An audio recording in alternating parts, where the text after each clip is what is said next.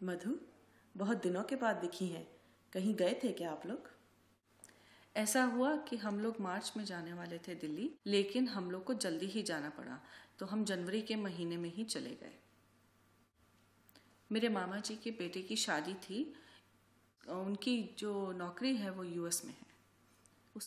उन्होंने पहले सोचा था कि मार्च के महीने में शादी करके वो अप्रैल में आ जाए, लेकिन उनको नौकरी के कारण जल्दी ही आना पड़ा।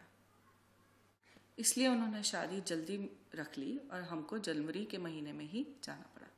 अच्छा, हम लोग सोच रहे थे कि इतने दिनों से दिखे नहीं, पता नहीं क्या हुआ। फ़ोन भी किया, घर पर जाकर बेल भी बजाई, कोई जवाब नहीं मिला। खैर कोई बात नहीं। शादी कैसी रही? शादी में तो हमने बहुत मज़े किए। अचानक से हुई, लेकिन हम लोग को फिर भी खरीदारी के लिए तो कुछ समय मिल गया।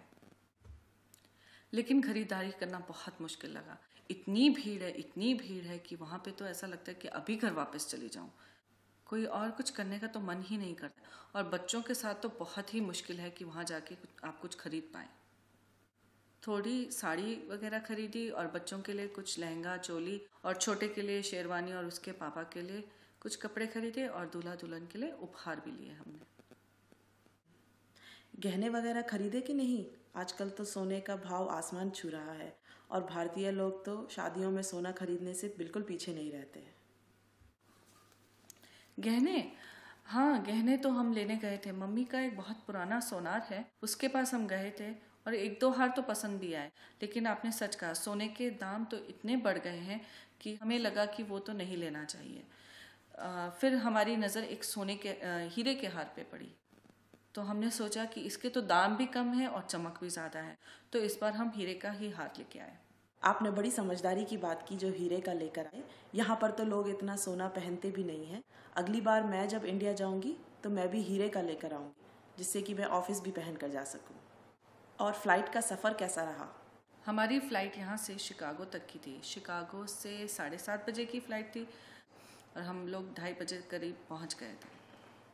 एयरपोर्ट से निकलकर हम लोग ने टैक्सी की और हम लोग सीधा ही जाके शादी वाले घर पहुँच गए। और लड़की वाले कहाँ के हैं? क्या वो लोग भी दिल्ली से ही हैं? लड़की वाले शिमला के हैं। बहुत ही सीधे साधे लोग हैं। उनके और हमारे रीति रिवाज काफ़ी मिलते जुलते हैं। फिर भी उनकी कुछ रस्में अलग हैं जिनमें हमने बढ़ चढ़ के भाग लिया। और दुल्हन कैसी लगी आपको? दुल्हन बहुत सुंदर और सुशील है, बहुत पढ़ी लिखी भी हैं और उनकी जो नौकरी है वो दिल्ली में ही है। बहुत ही कम समय में हमारे साथ घुल मिल गई हैं। उन्होंने हमारे घर का वातावरण बहुत ही जल्दी अपना लिया। आपकी मामी जी तो बहुत खुश होंगी ऐसी बहू पाके। और तस्वीरें वगैरह खींची आपने? कुछ लेके आई हैं दिखाने के लिए? हाँ यार, उन लोग ने बहुत सारी तस्वीरें खींची और वीडियो भी बनाया, लेकिन अभी हम लोग को भेजा नहीं है। जब वो मुझे ईमेल भेजेंगे तो मैं आप सब लोग को एक दिन खाने पे बुलाऊंगी और हम लोग सब एक साथ बैठ के शादी का फिर से मज़ा उठाएंगे। मुझे आपको दिखाना है कि मैंने कौन कौन सी साड़ियाँ पहनी। अच्छा, और दूल्हा दुल्हन ने क्या पहना था? हमारे यहाँ तो दुल्हन हरे रंग का जोड़ा पहनती है। आपके यहाँ कौन सा रंग पहनते हैं? हमारे यहाँ दुल्हन लाल रंग का जोड़ा पहनती है।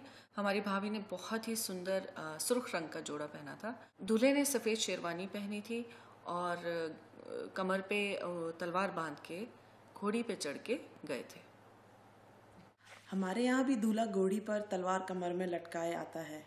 आपके यहाँ क्या कहानी हो सकती है इसके पीछे? मैंने सुना है कि बिहार में तो दूल्हा अपनी उंगली काटकर खून से अपनी दुल्हन की मांग भरता है। तलवार तो राजपूतों का गहना है। पुराने ज़माने से ही परंपरा चली आ रही है कि जो दूल्हा होता है वो दुल्हन की रक्षा करने के लिए तलवार लेकर ही आता है। सही कहा आपने, हमारे यहाँ भी यही रिवाज है और दिखने में भी दूल्हा बहुत अच्छा लगता है। आपके बच्चों को कैसा लगा? उन्होंने शादी का आनंद उठाया? जब हम वहाँ पहले पहुँचे तो बच्चों की तबीयत खराब हो गई। हवा पानी बदलने के कारण बच्चों की तबीयत में उतार चढ़ाव आ गया। हम बच्चों को डॉक्टर के पास ले गए।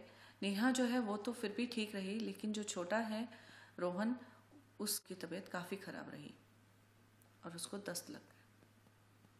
किसी ने उसको बिना उबाले ही पानी पिला दिया। उसके बाद हमने मिनरल वाटर की बोतल खरीद कर पिलाई तो वो सही रहा। नेहा, उसको तो खूब मज़ा आया, बहुत सजी धजी थी। और ये जो रोहन है वो तो अपने पजामे कुर्ते में इधर उधर ही घूमता रहा। उसको बाजा बजाने को मिला और घोड़ी पे भी बैठने को मिला, उससे वो बहुत खुश हुआ। शादी कहाँ हुई थी? लड़की वाले दिल्ली आए थे या आप लोग बारात लेकर शिमला गए थे? नहीं, हम लोग गए थे। हमने सोचा बहुत सुंदर जगह है तो वो भी देख लें। और लड़की की दादी की ख्वाहिश थी कि शादी उनके पुश्तैनी घर से ही हो। हम लोग रेल से गए थे। दिल्ली से चंडीगढ़ तक रेल चलती है और फिर उसके आगे आपको छोटी रेल लेनी पड़ती है जो आपको शिमला तक पहुंचाती है। जो बड़े बूढ़े बुजुर्ग हैं वो लोग तो हवाई जहाज़ से गए थे, लेकिन हम लोग जो थोड़े नवयुवक हैं अपने बच्चों को लेके हम लोग सब रेल से शिमला पहुंचे। बस क्यों नहीं की? सब लोग इकट्ठे जा सकते थे। बस इसलिए नहीं की क्योंकि पहाड़ी इलाका है और रास्ता बहुत ख़राब रहता है। लोगों की तबीयत भी बहुत जल्दी ख़राब हो जाती है क्योंकि रास्ते में बहुत मोड़ हैं और समय भी बहुत लगता है। शादी में शामिल होने के अलावा कुछ और करने का भी समय मिला या घर पर ही रहे आप लोग? शादी की जब सब रस्में पूरी हो गई तो हम लोग दूल्हा दुल्हन को छोड़कर सब साथ घूमने निकल पड़े। हम लोग कुफरी पहुंचे। कुफरी बहुत ही सुंदर पर्वत है जिस पे बर्फ़ पड़ी रहती है। वैसे तो शिमला भी बहुत ठंडी जगह है, लेकिन कुफरी में बहुत ठंड रहती है। कुफरी में हमें स्कीइंग करने का भी मौका मिला। हम सब इतने सालों बाद मिले थे और इतनी बातें जमा हो गई थी कि हम लोग को समय का पता ही नहीं चला।